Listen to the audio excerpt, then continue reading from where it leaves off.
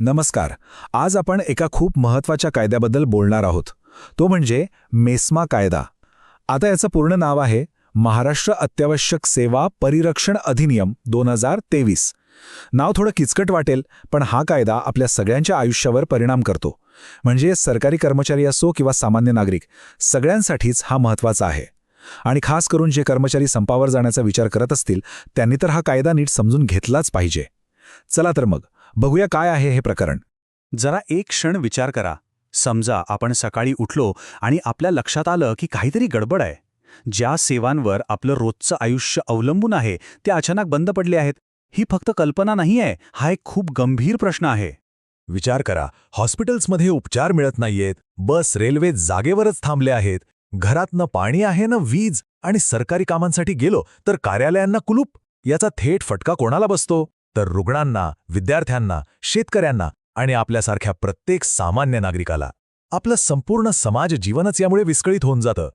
आता हीच भयानक परिस्थिती टाळण्यासाठी आणि समाजाचं कामकाज सुरळीत चालू ठेवण्यासाठी सरकारने एक कायदेशीर हत्यार तयार ठेवलाय, आणि तेच आहे मेस्मा कायदा. तर मग हा मेस्मा कायदा म्हणजे नेमकं काय आहे? एकदम सोप्या भाषेत सांगायचं झालं तर हा एक असा कायदा आहे जो हे पक्कं करतो की संपासारख्या गोष्टींमुळे जनतेला ज्या अत्यावश्यक सेवा लागतात त्या थांबायला नकोत. नागरिकांचं आयुष्य सुरळीत चालू राहावं, हा याचा मुख्य उद्देश आहे. आता या कायद्याला एक पार्श्वभूमी आहे. याआधी 2017चा कायदा होता, तो 28 फेब्रुवारी 2023ला संपला. त्यानंतर लगेचच मार्च 2023मध्ये विधानसभेत हा नवीन मेस्मा 2023 कायदा पास करण्यात आला. आणि हो, हा कायदा आता पुढची 5 वर्ष म्हणजे 2028 पर्यंत लागू असणार आहे. ठीक आहे. तर मग ह्या कायद्याप्रमाणे नक्की कोणत्या गोष्टींवर बंदी आहे, कोणत्या गोष्टी बेकायदेशीर ठरतात? चला तेच बघूया. कायद्याच्या कलम 2 नुसार अत्यावश्यक सेवा म्हणजे काय काय येतं यात? तर सार्वजनिक वाहतूक, गॅस, पाणी, वीज पुरवठा, हॉस्पिटलसारख्या आरोग्य सेवा आणि सगळ्या सरकारी आणि स्थानिक स्वराज्य संस्थांच्या सेवा.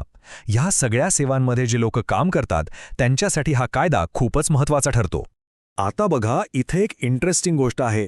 आपल्याला वाटतं की हा कायदा फक्त संप करणाऱ्या कर्मचाऱ्यांसाठीच आहे, पण तसं नाहीये. हा कायदा मालकांना सुद्धा लागू होतो. म्हणजे कर्मचारी जसे संप करू शकत नाहीत, तसेच मालक किंवा एम्प्लॉयर टाळेबंदी म्हणजेच लॉकआउट करू शकत नाहीत. सोप्या शब्दात सांगायचं तर नियम दोन्ही बाजूंसाठी सारखेच आहेत, जबाबदारी सगळ्यांची आहे. या कायद्याची पकड खूपच मजबूत आहे.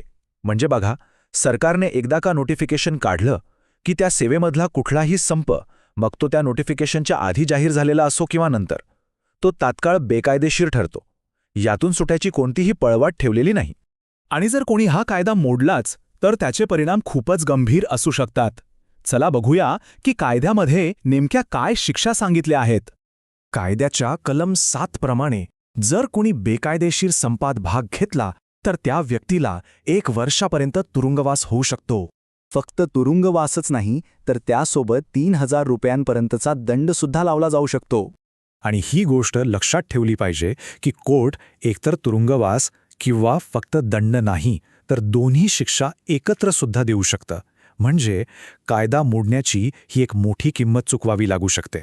हा कायदा पोलिसांना खूप मोठे अधिकार देतो.